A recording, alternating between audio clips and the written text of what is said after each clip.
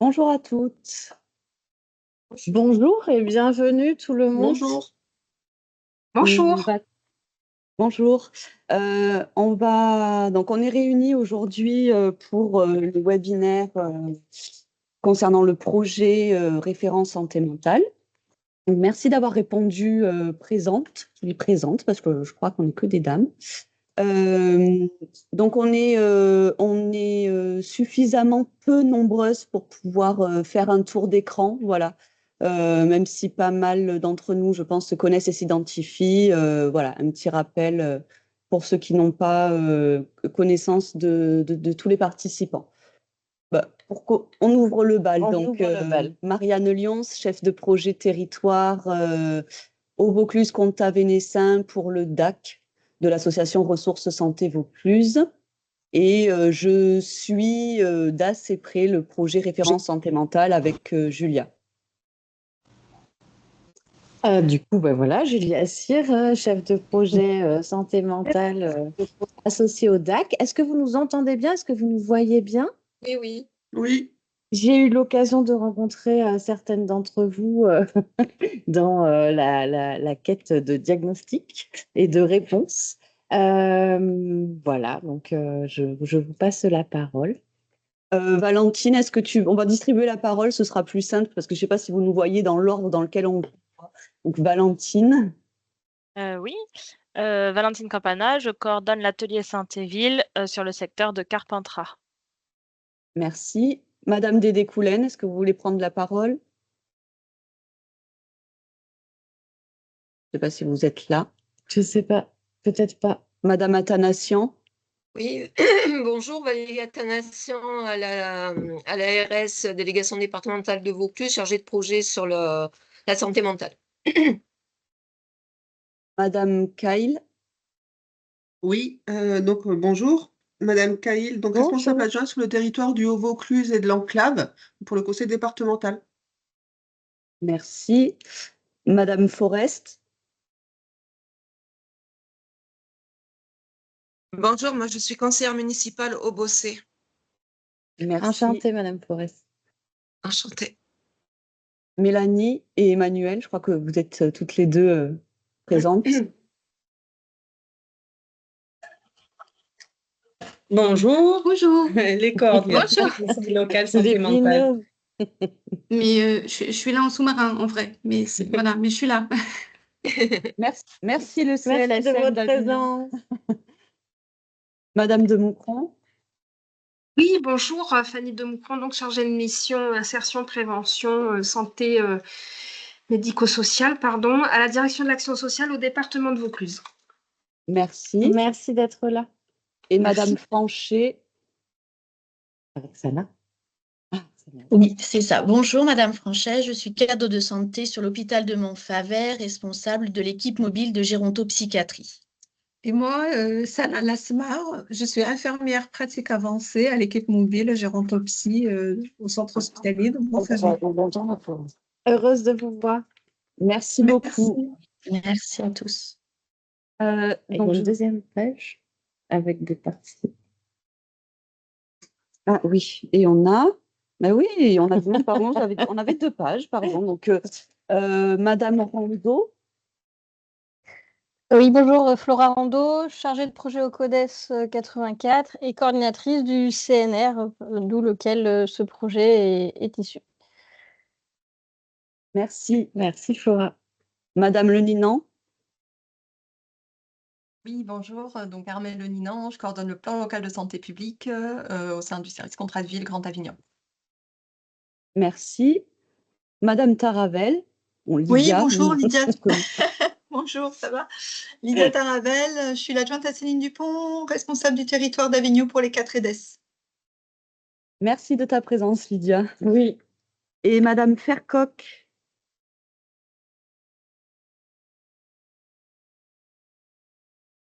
Je ne sais pas si vous Peut-être nous Madame entendez. Fercoq, je ne sais pas si vous nous entendez.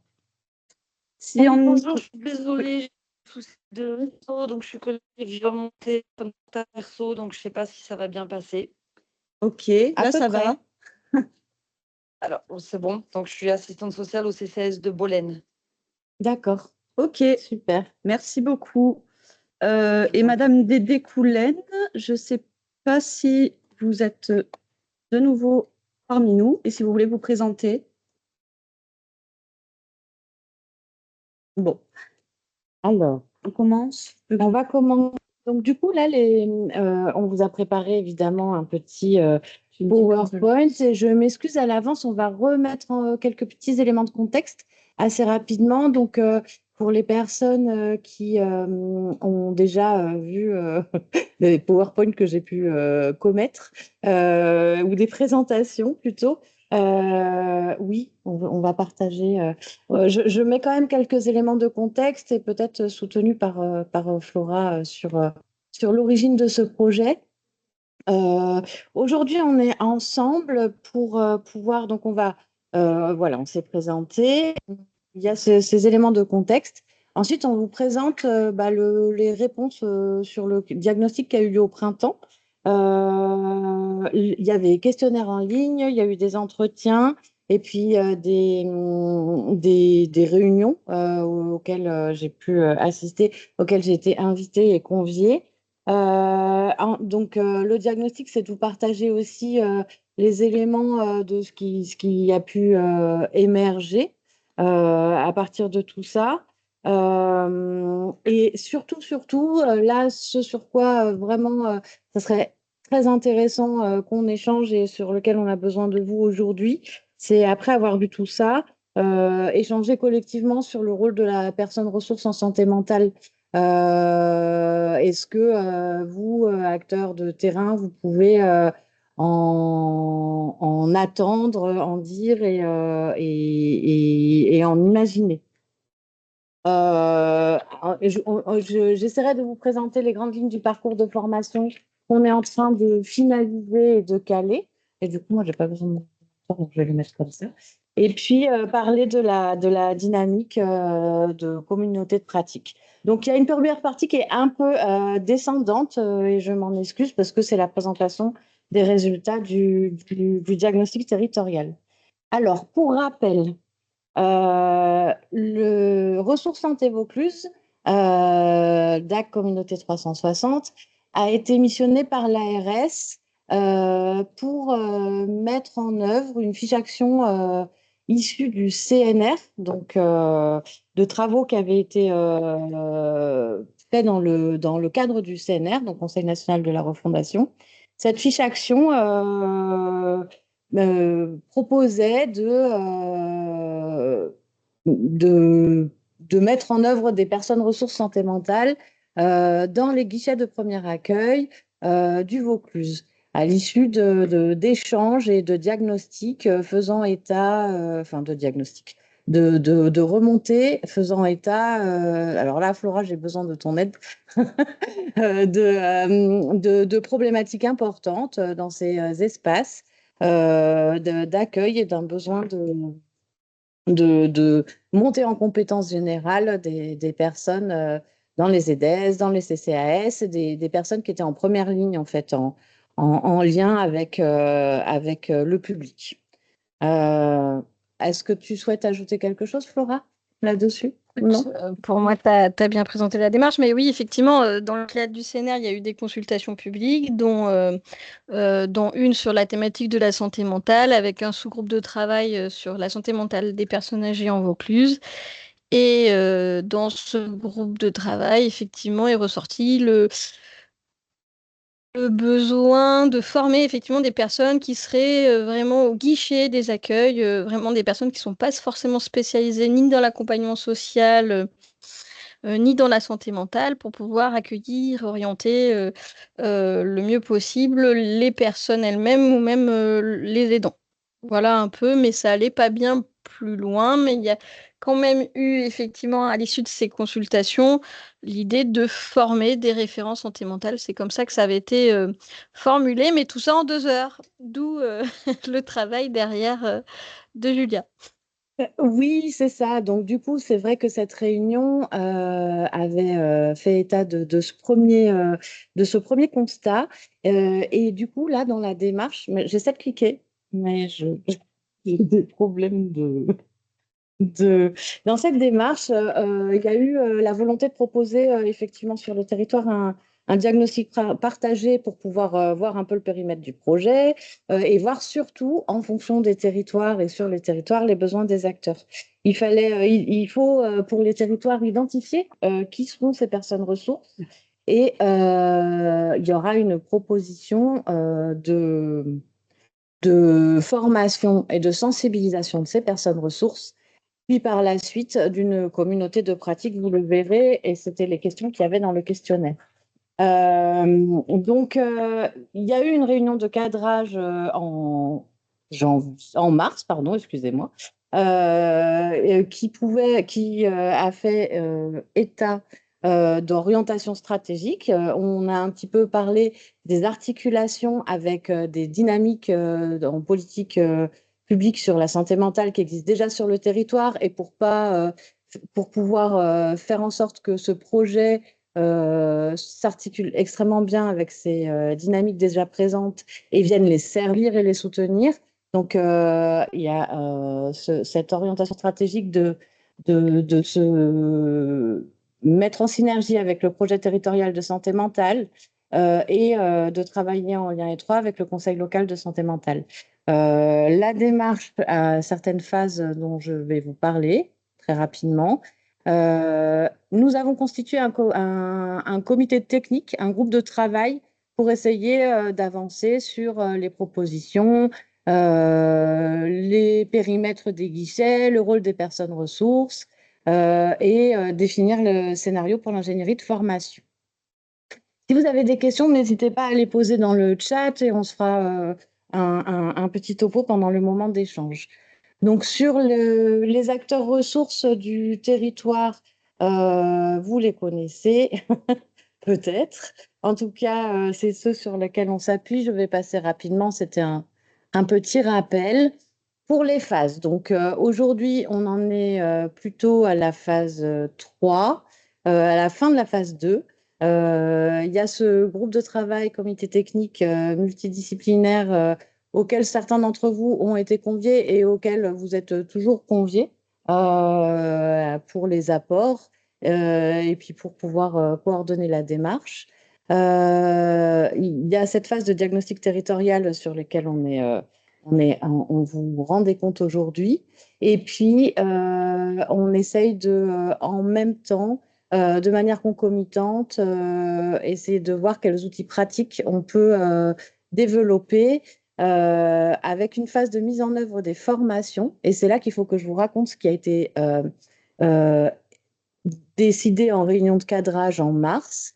Sur cette réunion de mars, donc l'objectif, c'est de former 80 personnes ressources sur le Vaucluse. En mars, on s'est dit qu'on allait, en 2025, prioriser 3 secteurs à l'issue de plusieurs discussions. Donc, les premières sessions de formation auront lieu à partir d'octobre, novembre, décembre, et sont à destination des secteurs de l'Île-sur-la-Sorgue, d'Avignon, le Grand Avignon, et de Valréas. Voici les heureux élus. Et dans la suite, en 2026, on proposera 3 autres sessions de formation et d'accompagnement. C'est un parcours qu'on essaie de proposer. Donc, ces 3 prochaines sessions seront pour les territoires qui restent à activer, j'ai envie de dire. Est-ce que ça va jusque-là? Est-ce que c'est clair sur le déroulé de la démarche? Une fois que ces personnes ressources auront pu... Donc, le concept, je vous le dévoile un petit peu, c'est quand même d'aller vers les territoires pour les formations et d'essayer de les faire un petit peu sur les différents espaces et pour pouvoir activer aussi une synergie, la communauté de pratique. Voilà. Donc, c'est une démarche qui prend fin, et qui prend soin aussi, on espère, en janvier 2027. Mais on espère à ce moment-là aussi que les acteurs et la synergie en place pourra se pérenniser. Voilà, donc dans la posture, ce qu'on propose, c'est quand même de ne pas venir en plus des dynamiques territoriales de santé existantes, de co-construire avec le territoire et de moduler en fonction des besoins spécifiques des territoires de proximité. Donc, la visée du projet, c'est essayer de rendre l'offre un petit peu visible, celle qu'il y a, de surtout mettre en œuvre une montée en compétence des professionnels de terrain graduelle, hein, c'est petit pas par petit pas. Et puis, bon, je vais accentuer là-dessus souvent, mais construire une communauté de pratique et un collectif pour pouvoir renforcer le maillage des interlocuteurs territoriaux. Et donc, alors, c'est pas un joli mot, vulgariser les notions de santé mentale auprès du grand public, mais c'est plutôt faire en sorte que petit à petit, ces notions se déploient et se démocratisent. Et puis, offrir une vision des ressources, des outils et des acteurs autour du prendre soin sur les territoires. Donc, maintenant, le moment que vous attendez tous, il y avait une remarque? C'est le retour sur le diagnostic et les réponses que vous avez pu, sur lesquelles vous avez pu contribuer. Alors déjà, un grand merci parce que effectivement, il y a quand même un taux de réponse qui est important et tout le monde a pu y répondre. Excusez-moi, mais du coup, est-ce qu'il y a une question? Non, c'est tout bon. C'était juste un problème de micro. Du coup, il y a 56 structures qui ont répondu. C'était un questionnaire de 28 questions qui était en avril et mai 2025. J'ai pu avoir 2 entretiens qualitatifs avec des directrices de CCS sur les territoires qualitatifs et de qualité, sur les territoires, les premiers territoires à activer. On a pu participer à des réunions de coordination santé et présenter le projet à un espace de réflexion Géronto. Là, c'est sur les premiers donc, éléments de réponse. Voici les structures qu'on a ciblées. Et alors, je dois avouer qu'on n'a pas eu trop de réponses des épiceries de solidaires, des restos du cœur. Là, ça n'a pas fait sens, mais pourquoi pas, la formation restera ouverte de toute façon sur ces espaces-là. Donc, il y avait les CCAS, les EDES. On a aussi envoyé aux maisons France Service. Vous allez voir sur les taux de réponse après. Peut-être un petit peu moins répondu. Les collectivités aussi étaient visées, les maisons de santé pluriprofessionnelles. Voilà, donc il y a 29 CCAS qui ont répondu, 18 EDES, 3 mairies ou collectivités territoriales, 2 maisons ou antennes France Service et 1 maison de santé pluriprofessionnelle. Sur les fonctions des personnes qui ont répondu, il y avait 12 agents d'accueil, donc ça c'est top, et 12 cadres de santé, 10 travailleurs sociaux, 5 infirmières, bon vous voyez, une coordinatrice de parcours et une psychologue. Et autres, 15, et du coup j'ai pas mis de petites spécifications de ces données-là, donc ça reste... intéressant, ça resterait intéressant de savoir. Je vois qu'on a des remarques dans le chat, mais moi, j'ai pas accès de mon écran. Si je fais échappe, je sais pas. Ah. Oui. Et oui, et là, vous l'avez plus en partage. C'est juste que On va regarder les remarques, les questions. Petit ajustement technique, excusez-nous. 18 EDES, nous en avons 16. Ah, merci, Fanny. Alors, ça s'explique parce qu'il y a des fois plusieurs, il y a plusieurs personnes, ça c'est sur mes extractions. Alors, ça veut dire qu'il y a plusieurs personnes du même espace qui ont répondu. Peut-être qu'il y a un agent d'accueil de l'EDES qui a répondu et un agent, il y a 18 réponses pour l'EDES. Merci de souligner le biais. D'accord, donc c'est plus en termes de personnes représentant EDES.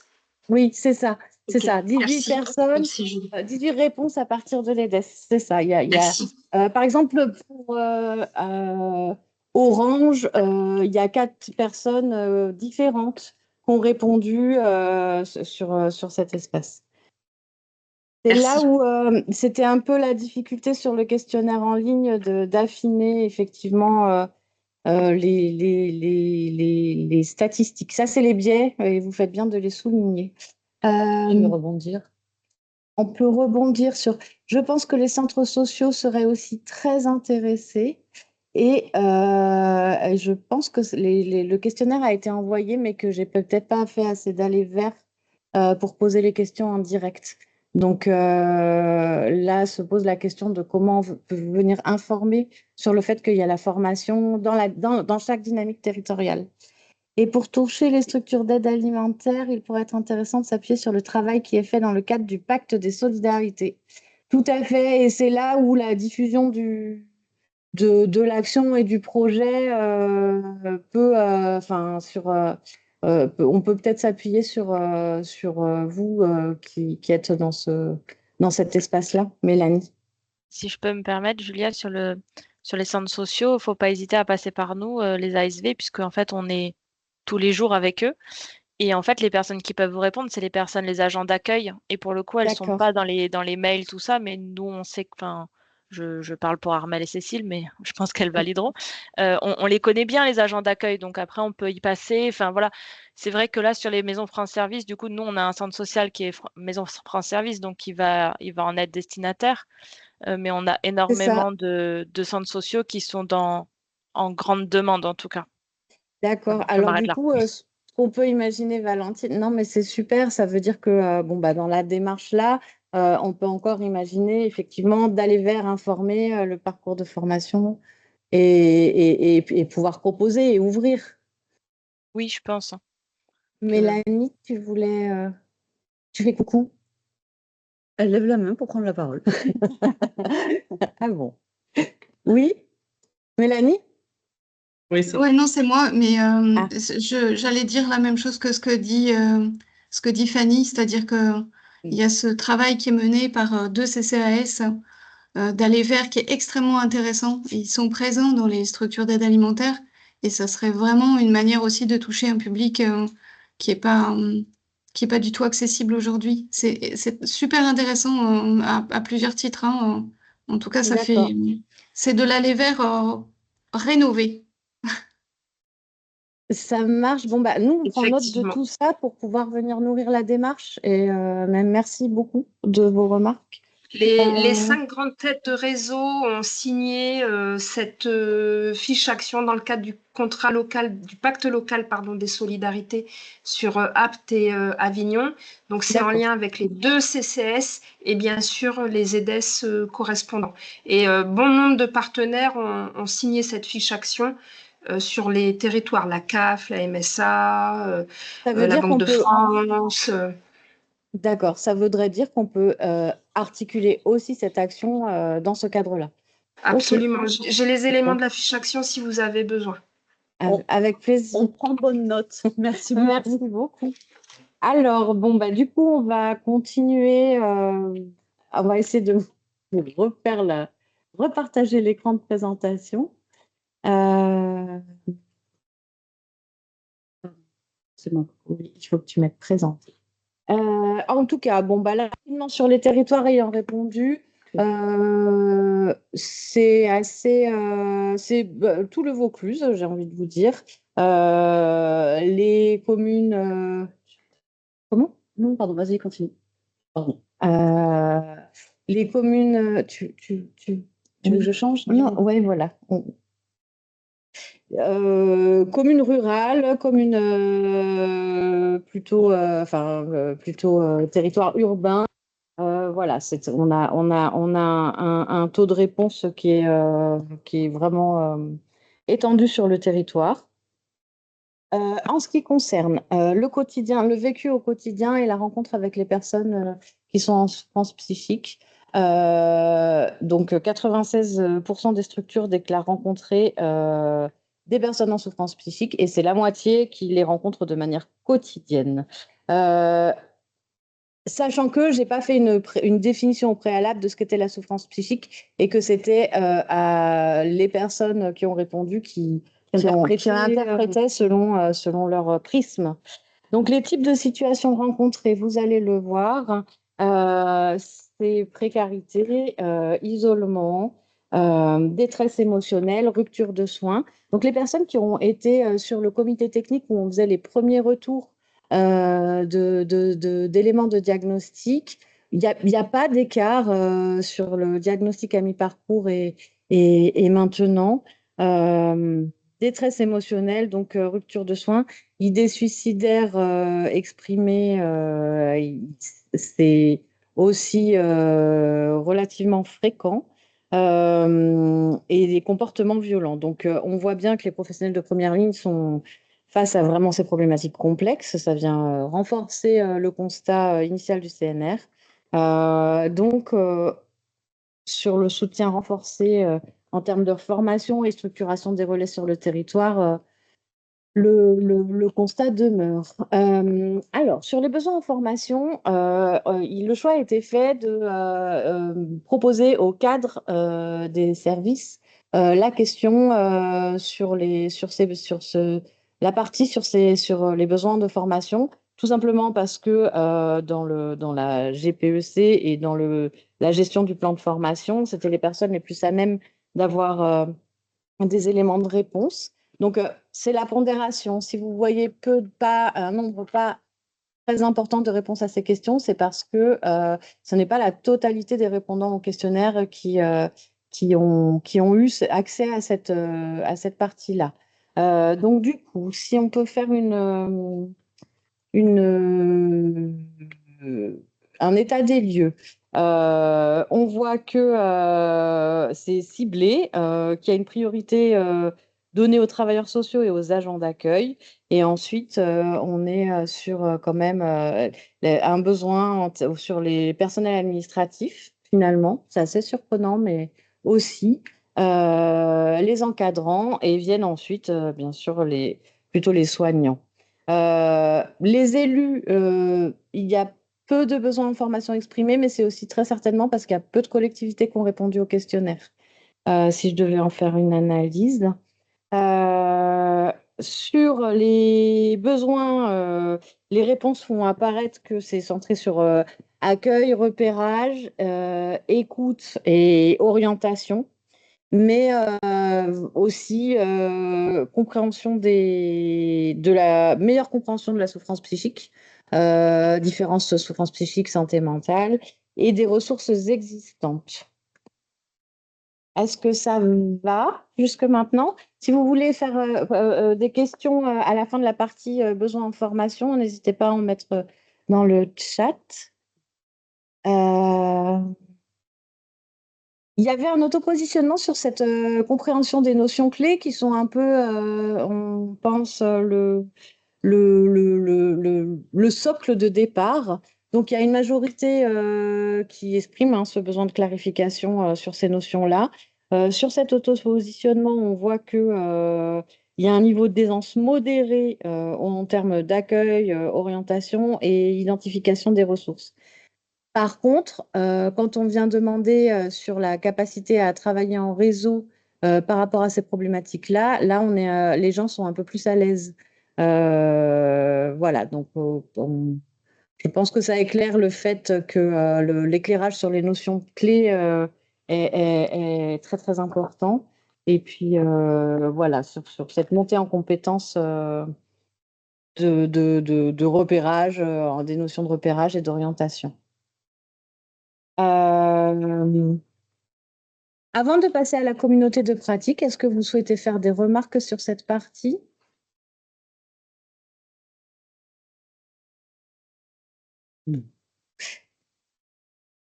Donc, sur la question au niveau des types d'échanges attendus, sur l'intérêt pour la communauté de pratique, 47 structures ont répondu qu'elles étaient intéressées. Les réponses sont plutôt effectivement autour, les attentes sont plutôt... sont plutôt, comme vous pouvez le voir, autour des échanges et des retours d'expérience et de ressources. Donc, on est sur un fort pourcentage autour de cette demande. Il y avait une question, est-ce que l'analyse des pratiques est-elle intéressante? Moins d'appétence, mais quand même, 50% des structures se disent que ça pourrait avoir un intérêt. Et voilà. Euh, Ensuite, sur les outils collaboratifs, puisque on était sur les outils qui pouvaient un peu permettre de la synergie de manière peut-être plus fluide et un peu plus numérique aussi. Les structures n'en utilisent pas forcément, mais sont intéressées pour se former. Mais il y a quand même, voilà, ponctuellement des structures qui s'en servent. Pour voilà, il y a quand même cette motivation à se former. Il y aurait peut-être quelque chose à proposer. En termes d'intérêt, vraiment un intérêt important autour des annuaires, dispositifs, services, une base de données de ressources locales actualisée et facilement accessible, j'ai envie de dire. 69% des structures expriment ce besoin. Et la newsletter, même si on est inondé de newsletters, est quand même aussi assez plébiscitée. Ainsi qu'un agenda partagé des rencontres. Je vous laisse prendre connaissance de ces résultats et propositions. Et pareil, si vous souhaitez en faire un commentaire.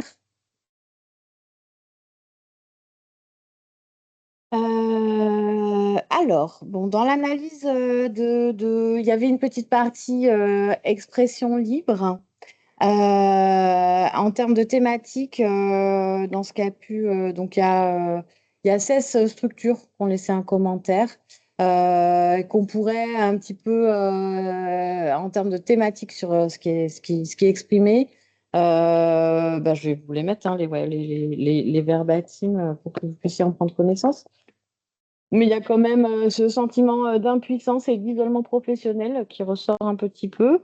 Vraiment, le référent, le relais ou l'appui identifié est mentionné.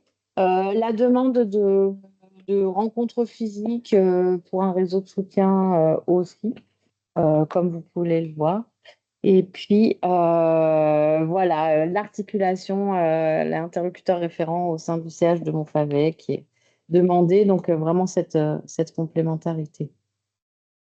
Les notions autour des formations premiers secours en santé mentale et d'apports complémentaires après premiers secours en santé mentale sont intéressantes pour pouvoir construire le parcours de formation. Et ça nous a amené quand même pas mal d'éléments. Est-ce que vous souhaitez réagir à ce sujet? Au sujet de ce diagnostic. Bon, alors la conclusion ne vous apprend pas grand-chose de plus, mais qu'effectivement, la diversité des problématiques auxquelles sont confrontés les personnels de premier accueil est confirmée, et que l'importance d'avoir des repères clairs et des relais structurés se confirme.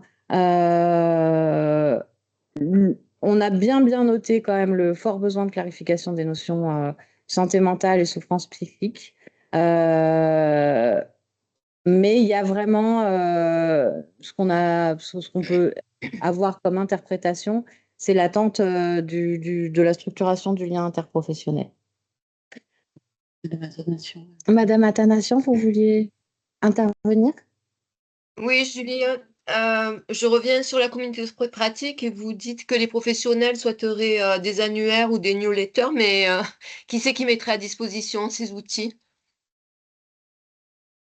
Alors, dans dans le projet et dans la convention, sans trop m'avancer, hein, mais il y avait la proposition d'une cartographie des acteurs sur la mission du DAC. Et c'est un petit peu l'ADN de Ressources Santé Vaucluse que de mettre en avant et de donner à lire et de donner à voir ces acteurs-là. Donc, en tout cas, sur la cartographie, je ne veux pas trop m'avancer, mais je pense que ça, ce sera ces compétences-là qui seront mises en œuvre. Et la deuxième question, c'était l'annuaire et la newsletter. Ouais, les annuaires, les dispositifs, et alors là, j'ai la envie de dire, newsletter. tout est inventé sur la newsletter. Il y a déjà effectivement une newsletter Ressources Santé Vaucluse. Ça, c'est la demande. Après, qui y répondrait Je pense que c'est une réflexion collective qu'il faut qu'on ait. Voilà, là, je fais état de l'appétence, en tout cas, de ce qui est. Mais pour l'instant, j'ai pas de réponse à ça et je pense que c'est à co-construire avec les acteurs. Du coup, je vois qu'il y a Mélanie mais Valentine d'abord qui souhaitait intervenir après. Merci. Valentine? Oui. Ah, pardon. Comme tu veux, Mélanie, ça m'est égal. Je commence, comme ça on évite de reprendre la parole à chaque fois. Non, moi, c'était juste une remarque que je voulais faire sur le fait que, enfin, ce qui est intéressant de voir sur ce qui est ressorti, c'est que finalement, on a les mêmes problématiques sur d'autres thématiques. Et Marianne pourra en parler aussi bien que moi, puisqu'on co-anime un travail sur Carpentras autour des situations complexes chez les seniors. Et finalement, en fait, il y a un peu les mêmes demandes. Alors, pas forcément de formation, mais il y a une demande de se voir en vrai entre partenaires parce qu'après, c'est plus facile de s'appeler, d'avoir des numéros de téléphone avec des référents par structure, que ce soit des référents qui puissent répondre aux questions ou le niveau au-dessus de si j'arrive pas à voir quelqu'un en dessous, j'appelle quelqu'un au-dessus et la structure s'engage un peu à apporter des réponses. Enfin voilà, on voit que finalement, on est dans un... Et puis il y avait cette notion dans notre groupe de travail de définir mieux ce qu'est une situation complexe, ce qu'est une situation de vulnérabilité. Donc finalement, je trouve quand même qu'il y a pas mal de parallèles. Et je me dis que, alors c'est bien parce que du coup, il y a le DAC qui est impliqué à chaque fois, mais qu'il faudra faire faudra pas faire une multiplication C'est ça. voilà, refaire du millefeuille sur déjà un millefeuille où on comprend pas tout. Mais je vais Non, pas encore la solution. J'ai pas d'idée, mais je mets juste ça en point de vigilance en disant, voilà, il faudra qu'on voit comment. C'est vraiment le constat, Valentine, c'est de se dire, OK, il y a vraiment un dénominateur commun et un socle commun sur la demande, sur l'animation, sur l'interconnaissance. Donc, c'est pas la peine de multiplier les instances non plus. Mais on n'a pas non plus la réponse, mais par contre, effectivement, on a ce point de vigilance. Mélanie? Pardon. Donc deux choses parce que du coup j'étais en train d'expliquer autre chose en même temps avec Emmanuel. Oui, je pense que par rapport à la newsletter santé mentale, nous c'est une réflexion. Je pense qu'il faut qu'on mène en lien avec le DAC. On en a déjà échangé avec Emmanuel parce qu'il y a une newsletter au niveau du DAC qui est très très très riche. Peut-être que voilà, il y aurait une branche à travailler spécifique. Et là voilà, dans la prolongation, pas toujours dans la même idée, pas rajouter des choses, mais faire qu'il y ait une certaine cohérence et je pense que voilà, on pourrait travailler ensemble là-dessus. Et par rapport à ce que tu disais, Valentine, oui, il y a des choses qui existent. J'étais aux journées nationales à Montpellier de rencontres autour de la santé mentale. Et c'était notamment une université qui avait créé des fiches ressources. En fait, ça avait été un travail de longue haleine, de travail, de rencontres partenariales avec des personnes référentes dans les structures, ce qui fait que les personnes s'étaient rencontrées. Il y avait des numéros de téléphone avec des référents qui étaient dédiés sur chaque dispositif. C'est un travail de très, très longue haleine, mais ça peut se faire sur le temps long et d'avoir vraiment une cartographie finalement qui vit et pas juste des numéros de téléphone et de la non-rencontre. Voilà, c'était juste ça. Oui, c'est vraiment ce qu'on aimerait pouvoir consolider, c'est-à-dire que ce projet-là il puisse servir à faire un terreau après pour pouvoir soutenir les dynamiques qui seront plus pérennes. Flora, j'ai vu que vous aviez levé la main tout à l'heure. Est-ce que vous souhaitez de nouveau intervenir ou c'était bon pour vous? Non, ça a repris. Pardon. Non, ça a été pas mal repris le fait de effectivement des newsletters, qu'il y a des choses qui existent sur le territoire. Après, pour moi, c'est aussi ça. Tout dépend de la manière dont on anime la communauté de pratique derrière. Et donc, pour moi, ça fait partie de l'animation de la communauté de pratique. Après, maintenant, il ne faut pas effectivement recréer une énième chose qui existe. Enfin, voilà, à voir quoi. Enfin, voilà, j'avais pas grand-chose à rajouter. Merci beaucoup. Merci. Oui, oui, ça fait partie des questions sur lesquelles il faudra qu'on soit attentif. Voilà, donc alors, du coup, effectivement, sur le diagnostic, on n'a pas frontalement interrogé cette question de la fonction ressources parce que ça faisait beaucoup de choses et qu'on était quand même pas mal d'abord en amont sur les besoins de formation. Mais alors là, je vous fais des propositions, c'est un support à la pensée.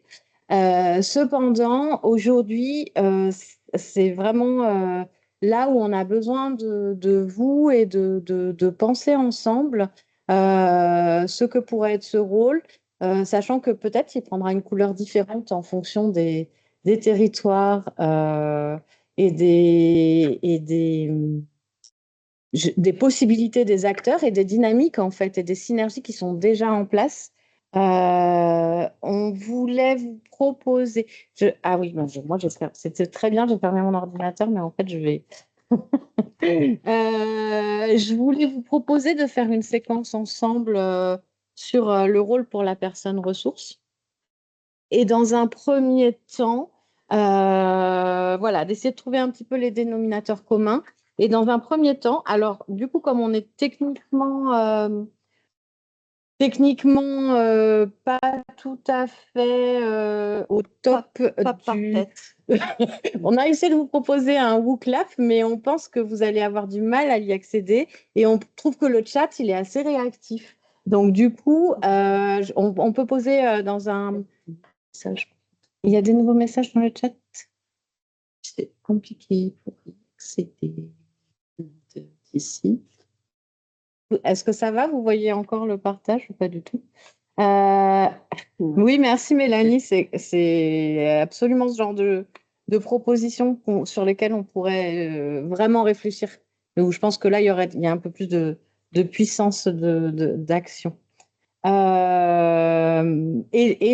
même pour les acteurs de terrain, la lisibilité de toutes ces instances, ça gagnerait en force parce que ce qu'on a pu me dire dans les endroits où je suis allée, c'est mais qu'est-ce que c'est que tous ces dispositifs? Il y en a beaucoup. C'est quoi ces acronymes, les CLSM, les CLS, les DAC, les CODES? Et bon, bah, il faut prendre le temps d'expliquer que c'est pas que c'est pas 1000 acteurs, que ça a du sens quand même, qu'on fait pas que c'est pas justement les uns derrière les autres qui font la même chose et qui viennent fatiguer les acteurs de terrain qui sont déjà un petit peu enfin ASV, toutes ces choses-là, voilà, c'est peut-être que notre lisibilité et le fait qu'on ne fasse pas de ventilo-performance, comme peut le dire Marianne, est en jeu. Je vous propose de vous poser des petites questions clés et de vous mettre en réflexion autour du rôle de la personne ressource. Dans un premier temps, est-ce que, donc on peut partir sur une notion un peu d'intelligence collective. Si je devais commencer une phrase qui serait, pour vous, une personne ressource santé mentale, c'est quelqu'un qui, 3 petits points, est-ce que vous seriez OK pour faire des propositions pour finir cette phrase dans le chat? Vu qu'on on n'a pas réussi à vous faire le lien ou clap. Oui, la question c'est pour vous, une personne ressource santé mentale, c'est quelqu'un qui, 3 petits points. Et on vous laisse compléter dans le On chat, vous laisse comme ça compléter dans le chat. tout le monde voit les réponses de tout le monde. Et on va peut en vous discuter. partager une slide, peut-être sur ce que le diagnostic pour nous, en interprétation là pourquoi, dit en creux sur ce. Il faut que tu les mettes présentes. Oui. Mais non, tu vas bien voir dans le chat. Oui. Donc, je répète la question. Pour vous, une personne ressource santé mentale, c'est quelqu'un qui, 3 petits points.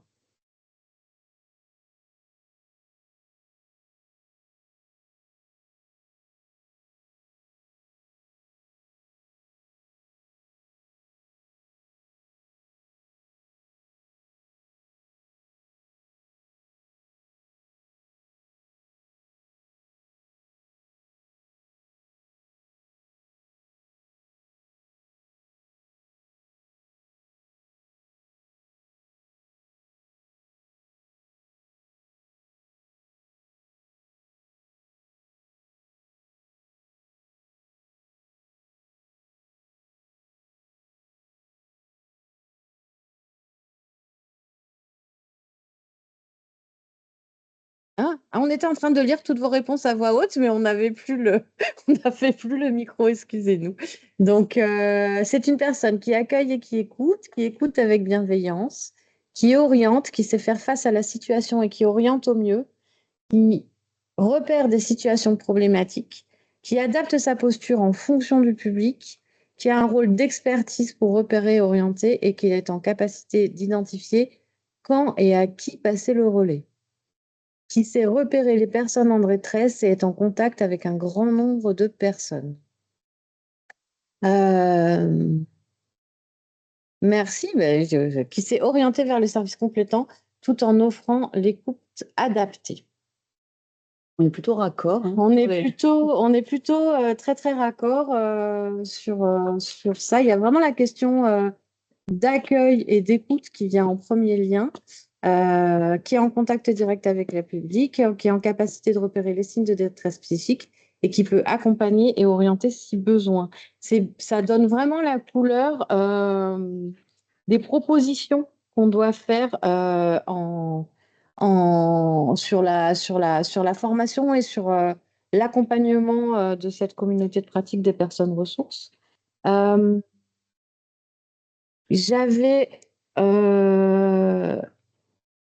J'ai d'autres questions à vous soumettre. Spécifique personne âgée, précise Madame Internation. Absolument. Donc, du coup, sur les propositions, sur ces propositions-là, on verra sur le... Et pour les aidants. Et oui, tout à fait.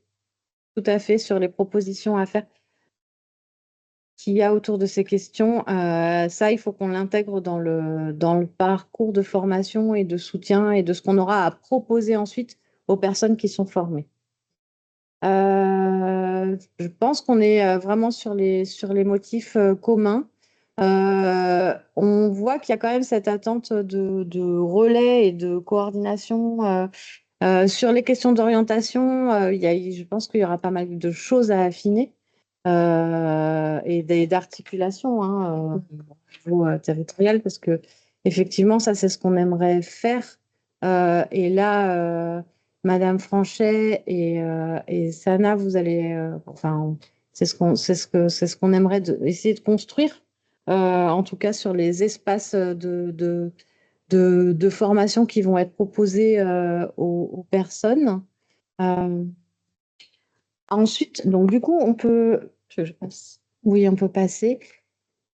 Cette personne ressource santé mentale, et là, je m'adresse spécifiquement aux managers des EDS, des CCAS, sur le terrain.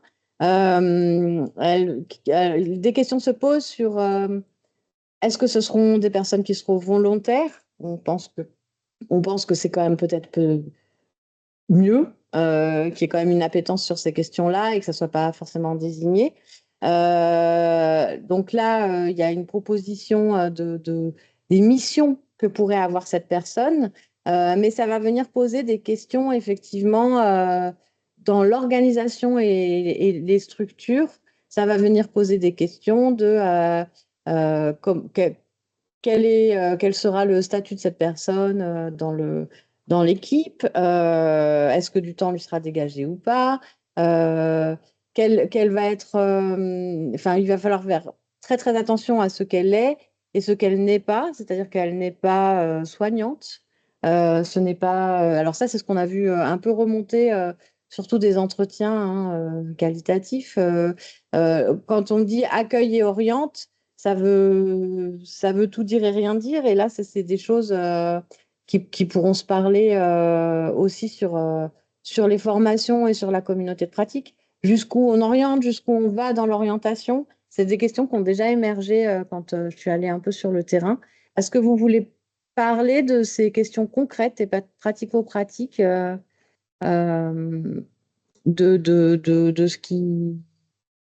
ce que vous voyez, dont aurait besoin la personne ressource? C'est très bien. Bonjour, moi, je n'étais pas là à la première rencontre, mais en tout cas, ce qui est déjà ciblé est intéressant. Nous, de notre côté, ce qui peut nous sembler important, c'est déjà de reprendre tout ce qui est la relation à l'autre, comment rentrer en relation, qu'est-ce que la bienveillance, l'écoute. Aussi, suivant la population, ça va être de travailler les limites, accepter ses limites et comment poser les limites pour ne pas être envahi suivant les problématiques ou l'évaluation qu'il y aura. C'est qu'est-ce qui est attendu comme comment aborder la souffrance psychique par rapport aux troubles de santé, qu'est-ce qui est attendu aussi? Est-ce qu'on reste que sur les éléments dépressifs, l'anxiété, ou on va un petit peu plus loin? Ça, c'est savoir aussi ce qui est attendu vraiment sur le terrain, avec aborder succinctement et simplement ce qu'est la schizophrénie, ce qui est les états limites, le psychopathe aussi. Alors, ça, c'est pour les plus jeunes souvent, mais voilà, revoir un peu ce qui est attendu concrètement sur la souffrance psychique et les troubles psychiques et reprendre les fondamentaux de la relation à l'autre et avoir, oui, peut-être un annuaire de qui fait quoi, comment, en support écrit surtout, qui puisse être utilisable au quotidien pour ces interlocuteurs où le réseau, même pour moi, n'est pas toujours simple et fluide, et d'où l'importance de la DAC, nous, dans notre façon de travailler.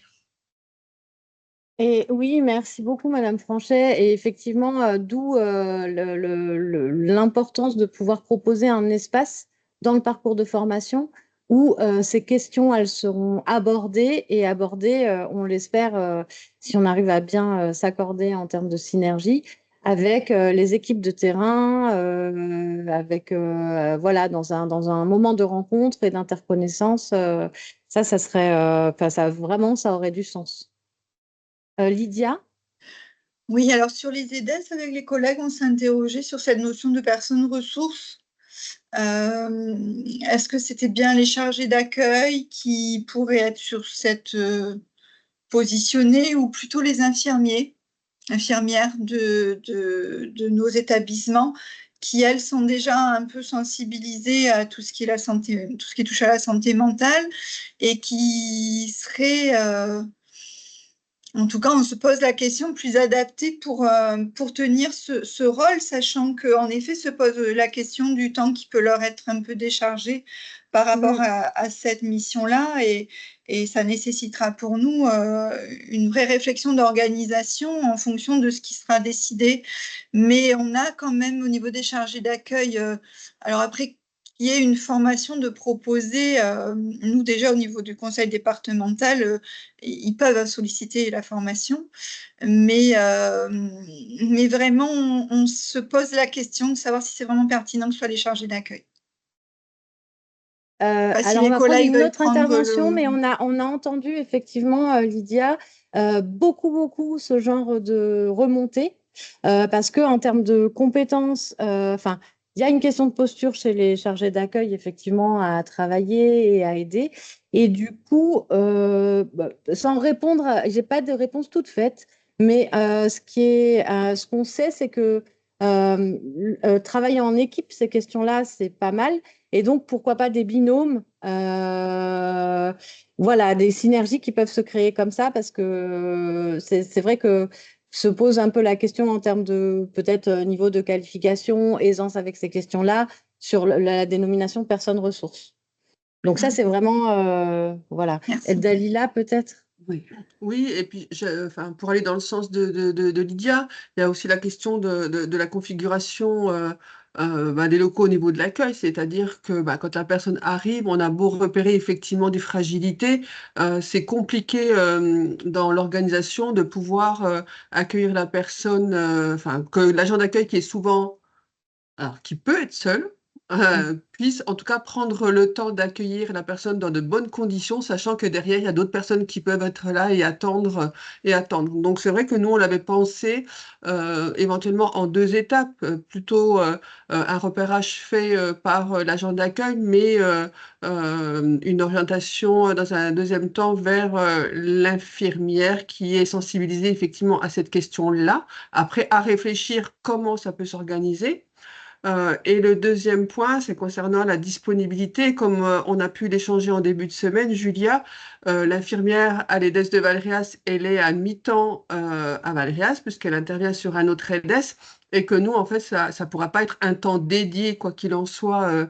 Voilà, elle ne pourra pas, sur son 50%, consacrer un temps. Comme je te le disais, elle intervient déjà, en fait, de cette manière-là, puisque ses collègues chargés d'accueil, AS, l'interpellent quand elles ont des questions, quand elles ont des inquiétudes par rapport à une personne accueillie, soit qu'elles accompagnent, soit qui est venue de manière ponctuelle pour un renseignement ou un rendez-vous. Donc voilà, nous, on va plutôt le penser de cette manière-là, sur la base de ce qui existe déjà, mais voir après sur la deuxième partie plutôt communauté, voir comment les choses peuvent s'articuler avec les collègues pour nourrir aussi la personne ressource, les personnes ressources, parce que c'est ça aussi qui est attendu. Donc voilà, pour compléter ce que disait Lydia. Merci beaucoup, Dalila. Alors, il y a 2 interventions. Il y a Valentine peut-être, et ensuite on donnera la parole à Flora. Oui, moi, c'était pour appuyer alors, ce qui a été dit par Madame Franchet. Le fait que je pense que dans la formation, ce sera intéressant vraiment de parler des limites de la personne.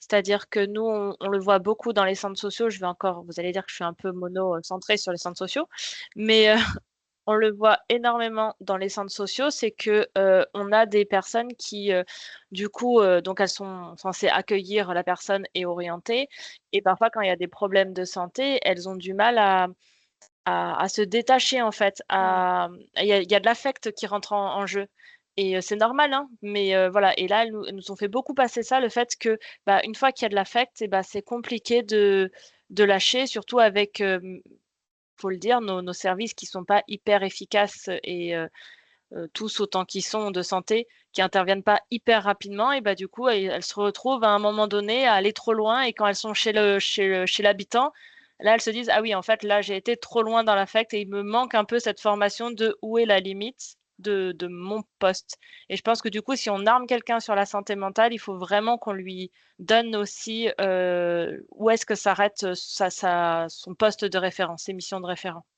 pour pas qu'on aille au-delà. Mais c'est l'intérêt de la formation. Ouais. Voilà, mais c'était juste ça, et puis je voulais juste partager quelque chose, c'est que mais ça au niveau organisationnel, mais ça se télescope pas forcément avec ce qui se passe dans les ZS, mais sur les centres sociaux, toujours, ils ont un binôme toujours, qui est toujours là dans les accueils, avec une qui a une formation spécifique là, en termes de traduction, par exemple. Donc nous, on a toujours une qui parle arabe, une qui parle, le français, ou une qui est spécialisée dans tel truc, et enfin voilà, et du coup ça fonctionne assez bien là-dessus, mais je sais que c'est pas, voilà, c'était juste pour partager cette expérience, mais je sais que c'est pas applicable à tous les accueils, hein. Voilà. Merci beaucoup. Merci beaucoup pour cette intervention. Fanny juste faisait remarquer que la notion de détresse sociale fait partie de nos critères d'intervention, donc sur le conseil départemental, en permanence d'accueil d'urgence, assuré chaque jour par un travailleur social. Oui, Laura? donc effectivement, ce travailleur social de permanence d'accueil d'urgence pourrait, en tout cas c'est le cas aujourd'hui, mais du coup ça mériterait d'être un peu mieux consolidé. Ce travailleur social de permanence d'accueil d'urgence, il est interpellé par le chargé d'accueil qui va effectivement peut-être repérer une situation de détresse sociale. Quelqu'un qui arrive en larmes à l'accueil ou très en colère ou qui menace, voilà, par exemple, de passer à l'acte. Ça se fait. Donc, elle passe le relais au travailleur social de permanence d'accueil d'urgence qui est assuré chaque jour ou sur l'entièreté de la journée ou par demi-journée. Donc, là aussi, ces travailleurs sociaux auraient peut-être besoin d'être un peu plus consolidés. Et sur des situations vraiment très critiques, effectivement, elles vont aller chercher l'infirmier de l'EDES, mais encore faut-il que celui-ci ne soit pas en accompagnement santé avec le public qui l'accompagne et qu'il soit rapidement disponible. Donc voilà, nous, en tout cas, nos limites aujourd'hui, si je peux dire ça comme ça, pour compléter ce que disaient Lydia et Dalila. Merci beaucoup. Merci beaucoup, Fanny. Laura? Oui, merci. Désolée, j'ai des problèmes si vous m'entendez pas, j'ai des problèmes de connexion. On va faire au mieux. Oui, c'est un projet qui à la base avait été pensé que uniquement, enfin, ce qui était un peu initié, c'était uniquement pour les personnes d'accueil, mais plus on en parle avec Julia, plus on se dit qu'effectivement, le fait de former des binômes, c'est vraiment intéressant, puisqu'en plus, bah voilà, en cas d'absence de turnover ou quoi, c'est quand même plus censé d'avoir plusieurs personnes formées sur cette mission-là. Et effectivement de pouvoir échanger aussi parce que ça peut amener à des situations où on a besoin d'échanger.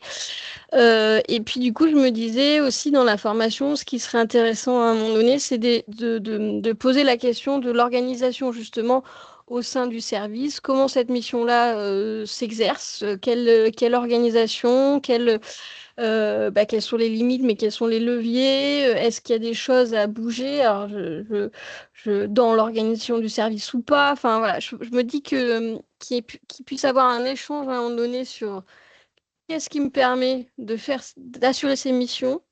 Je pense que ça serait intéressant. En plus, ça peut avoir un échange, certains peuvent s'inspirer d'autres. Enfin voilà, c'était ma réflexion de pouvoir avoir cet échange-là dans la formation. Et alors, vraiment, merci de toutes ces contributions. Et c'est vrai que d'entendre ça me fait me dire qu'il y a vraiment cette notion de parcours de formation et d'accompagnement aussi de ces personnes ressources, où il y a cette question du socle commun dont on a parlé. Il y a cette question de, effectivement, la focale quand même spécificité chez la personne âgée et les aidants. Et il y a la question de la posture qui se dégage et quelles sont mes limites, comment dans le travail de la relation, comment je ne vais pas trop loin, c'est souvent quand même en allant en parler aux collègues, en disant OK, et c'est sur la régulation de l'équipe. Donc il y a vraiment ces questions-là qui se posent effectivement, Flora, sur comment le collectif joue et comment dans l'organisation on travaille là-dessus. Et sur le long cours aussi, de venir faire des partages d'expériences et se reparler ensemble à les personnes ressources, d'offrir des espaces, voilà, 1 à 2 fois par an, je ne sais pas, on verra comment c'est possible et comment ça peut s'articuler avec les animateurs du territoire et les acteurs du territoire autour de la santé mentale. Mais vraiment, ce que soulignait Maud aussi sur ce travail sur la posture, il se fait sur un temps de formation, mais il doit être peut-être un peu itératif aussi pour que ça puisse venir nourrir et soutenir cette personne ressource. Voilà, cette fonction-là. Alors, du coup, merci beaucoup pour toutes ces échanges. Je peux peut-être vous en dire un petit peu sur, à partir de ces constats, ce qui souhaite être proposé sur le parcours de formation qui est envisagé et qui est en train de se construire.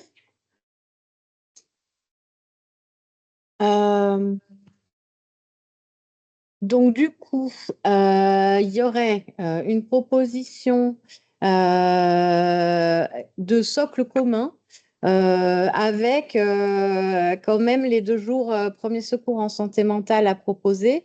Après, à voir, selon si vous souhaitez que la personne ressource désignée, elle a déjà cette formation, est-ce qu'elle est présente ou pas sur ces 2 jours? Voilà. C'est vrai qu'il a paru au fur et à mesure aussi des discussions et du temps de co-construction, compliqué de nommer une personne ressource santé mentale sans cette formation qui s'avère devenir une formation un petit peu de base et qui devient globale et commune sur le territoire national, j'ai envie de dire. Donc, il y a cette proposition de ce socle commun et ensuite un module complémentaire qui offre une journée sur la spécificité pour la personne âgée. Donc, pas très longtemps après ces 2 premiers jours, hein, mais dans une journée qui serait 3 semaines après. Là, on est en train de caler toutes les dates autour de ça. Et donc, il y a le focus sur la posture, ce qu'on disait, et la collaboration interacteur qui normalement doit être faite.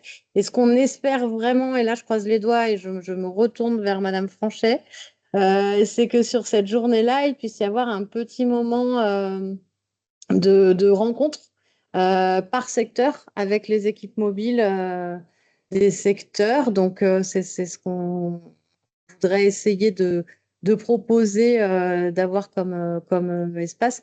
Alors, Madame Trégalet n'est pas là aujourd'hui, mais elle m'a dit qu'elle avait eu l'accord de sa cadre pour l'équipe mobile, plutôt là, si je ne dis pas de bêtises, compta, enfin, sur la Sorgue, c'est ça? Oui. En termes de territoire, je ne connais pas encore tous les acteurs du territoire. Oui, tout à fait. Voilà.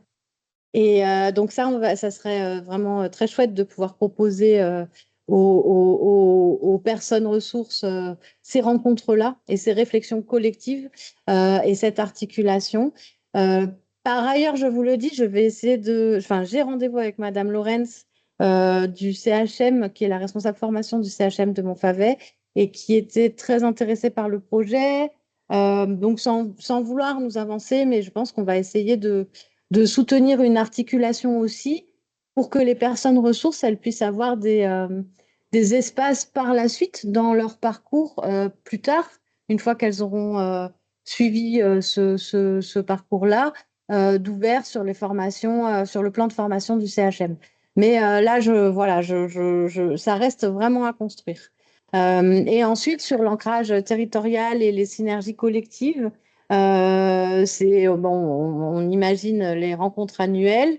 Et là encore, sans vouloir trop nous avancer, c'est vrai que la coopération territoriale, c'est une des quand même fonctions phares du dispositif d'appui à la coordination. Donc, il y a ça et il y a cette articulation avec le Conseil local de santé mentale qu'on a déjà et sur lequel je pense on pourra déployer.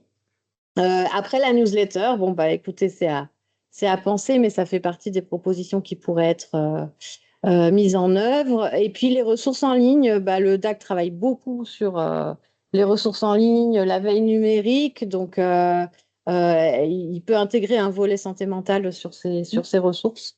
Voilà, mais c'est surtout, je pense, là, ce dont on s'est rendu compte, cette capacité d'aller vers et d'être dans l'animation territoriale et les coopérations territoriales enfin, faut pas qu'on les oublie une fois qu'elles seront formées, les personnes ressources, et à qui on pourra proposer des choses dans les territoires. Voilà, on en est là. Je vous donne pas les dates parce qu'on est en train de les caler. Mais on va essayer de faire ça rapidement. Et Fanny, on doit s'articuler à ce sujet. Est-ce que vous souhaitez... Mais en fait, on est bien en avance, je vois, en termes d'horaire. Mais peut-être, est-ce que vous souhaitez avoir de derniers échanges? On avait compté large. Il y a Cécile qui a levé la main. Cécile, Oui, bonjour. bonjour. J'avais Bonjour. juste une question sur la formation PSSM, puisque j'ai suivi le module standard et le module jeune l'année dernière. Et Oui, l'année dernière, le formateur avait évoqué le fait qu'il pouvait y avoir une formation PSSM personnes âgées. Donc, je voulais savoir oui. si c'était de celle-ci dont vous parliez par rapport au socle commun ou si c'était la standard avec une éventuelle du coup mise à jour, si je puis dire. C'est la standard avec une mise à jour parce que le module PSSM personnes âgées n'est pas encore arrivé en France. D'accord. Il n'est pas encore siglé, tamponné, il n'est pas passé par PSSM. Il existe en Australie, Ouais. mais après, elle n'est pas encore tamponnée, j'ai envie de dire. Mais Ok. donc, c'est un peu sur ce même modèle, mais c'est pas tout à fait. Ça ne sera pas le module complémentaire. On ne pourra pas dire je suis secouriste en santé mentale, personne âgée. Mais Ok. par contre, D'accord. on va. Voilà. D'accord, merci. D'autres questions, d'autres interventions? Moi, j'avais une question, mais c'est peut-être très naïf. Pourquoi que personnes âgées? Laura?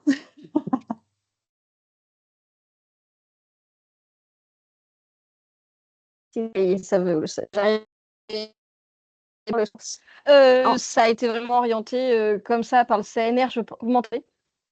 Oui. Est-ce que vous m'entendez? Oui. Oui, ça va. Je pense que ça a été orienté vraiment comme ça dans le cadre du CNR, puisqu'en fait, il y a eu 3 réunions dès le départ CNR qui étaient orientées population. Donc, il y avait santé mentale jeune, population générale et personnes âgées. Et c'est ressorti vraiment dans la réunion personnes âgées. Et c'est vrai qu'on a maintenu ce cap-là parce que c'était vraiment le premier constat de base, quoi. Est-ce que Valérie, tu veux rajouter quelque chose, toi, ou pas du tout, par rapport à l'ARS? Oui, non, c'est ça, c'est ce qui avait, oui, qui a émergé. Et du coup, on a fait le focus sur cette population-là, puisque il y a eu le forum santé mentale des jeunes. Bon, après, voilà, c'est ce qui avait émané. Je crois que c'était à Carpentras, non, ou à Sorgues, je sais plus, les CNR, Flora. C'était Carpentras, mais c'est Ouais. aussi, aussi pour ce. Alors, ça a été une grande question quand même, de est-ce que du coup, dans la formation, on intègre Ça a été une grande PSSM ou pas? Bon, voilà. Donc, c'était aussi de se dire, PSSM existe, donc c'était pas refaire PSSM aussi. Non. Donc, Ok, merci Fanny? beaucoup. Oui, je voulais dire les structures ciblées, quasiment on accueille tous tout public. Et est-ce que l'on se trompe si l'on se dit qu'à partir du moment où on est un petit peu outillé et formé, donc du coup sur une focale public âgé, est-ce que pour autant on n'est pas en capacité de répondre du coup sur des situations de jeunes ou est-ce que je fais erreur en disant ça ou est-ce qu'il y a vraiment des singularités? Alors, pour répondre, donc du coup, c'est pour ça que le parcours, il est un petit peu pensé. On s'est dit qu'il y avait cette focale, effectivement, et ce besoin autour de la personne âgée, ça, on ne peut pas du tout le nier, mais que pour autant, effectivement, sur le terrain, les structures, elles vont peut-être pas pouvoir désigner plusieurs personnes ressources santé mentale. Donc, du coup, il y a vraiment cette idée d'avoir ce socle commun, et non, je pense, Fanny, que vous ne vous trompez pas du tout en disant que les questions de relations et de posture, mais là, peut-être Maud pourrait nous en parler, mais effectivement, il y a quand même quelque chose en termes d'accueil et d'écoute, et vraiment sur comment on écoute et comment on accueille une personne qui est en souffrance psychique. Et puis, comment aussi on se dit que ça c'est de la santé mentale et ça, c'est du trouble psychique, c'est pas du tout la même chose. Voilà, donc je pense que au regard de cette réalité des structures, la volonté est de proposer effectivement quelque chose qui permette d'avoir quand même cette focale qui est une réalité clairement des territoires et puis une réalité démographique, il faut le dire, mais qui permette aussi à la personne ressource par la suite de pouvoir, dans un parcours, peut-être faire finalement le module adolescent, voilà. Mais ça sera un peu au niveau des structures que vous déciderez de comment est-ce qu'il y aura plusieurs personnes ressources, est-ce que voilà, c'est de décider comment vous emparez de cette offre d'accompagnement, j'ai envie de dire.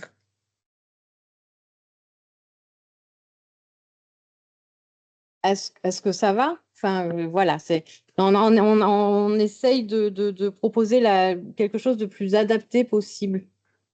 Alors après, nous, on aura la capacité de parler plus général que la personne âgée parce que nos expériences, nos 10 ans et 20 ans d'expérience en psychiatrie pourront nous permettre de partager plus. Après, on a des équipes mobiles qui s'occupent de toutes les personnes jusqu'à 65 ans aussi, parce qu'on a des spécificités différentes au niveau de l'accompagnement des troubles. On va dire que le psychopathe à 70-75 ans, on n'est plus vraiment dans la psychopathie. Et d'autres enjeux vont être là. On aura plus des troubles neuro-associés avec un accompagnement de la souffrance à l'apparition des troubles. On aura tout l'accompagnement du deuil, du vieillissement du corps, des pertes de capacité, de la perte d'autonomie. Donc, les thématiques, elle est importante d'être ciblée parce qu'on ne pourra pas aborder les mêmes choses. Un schizophrène vieillissant, bon, ça reste un schizophrène, mais il y aura aussi toute la perte d'autonomie qui va s'ajouter et qui va s'aggraver. La dépression, elle ne sera pas les enjeux et les éléments de départ qu'il va falloir évaluer sur quels sont les éléments déclencheurs du syndrome anxieux ou du syndrome dépressif ne seront pas les mêmes en fait. Donc la manière d'aborder les choses reste à préciser pour nous, en tout cas dans notre domaine d'intervention et dans nos limites, ou dans peut-être ouvrir sur plusieurs équipes qui pourront répondre aussi. D'accord, ok, j'entends. On va prendre note de ça pour pouvoir proposer quelque chose d'adapté. Est-ce que vous avez d'autres questions, d'autres interrogations? Ce qu'on va faire assez rapidement, c'est finaliser l'ingénierie de formation et puis vous proposer les dates pour pouvoir vous organiser. Oui, Fanny, on peut peut-être s'appeler après si vous voulez. Est-ce que ça va pour vous? On va mettre les ressources en ligne de toute façon. Et n'hésitez pas s'il y a d'autres éléments ou des points d'achoppement, des choses que vous pouvez repérer qui viennent a posteriori, nous en faire part. Est-ce que vous souhaitez qu'on fasse un dernier tour de table avant de se quitter? Ou c'est tout bon pour vous? C'est bon. Est-ce qu'on va être destinataire de la présentation pour pouvoir la partager? Oui, tout à fait, Cécile. Je vais l'envoyer là dans la suite. Vous l'aurez et on va la mettre en ligne sur le site internet de Ressources Santé. Ok, tout à fait. Voilà, je me retourne vers Très bien. l'équipe communication. Merci beaucoup. Merci en tout cas, beaucoup de votre d'avoir présence. été présente et puis de vos riches interventions.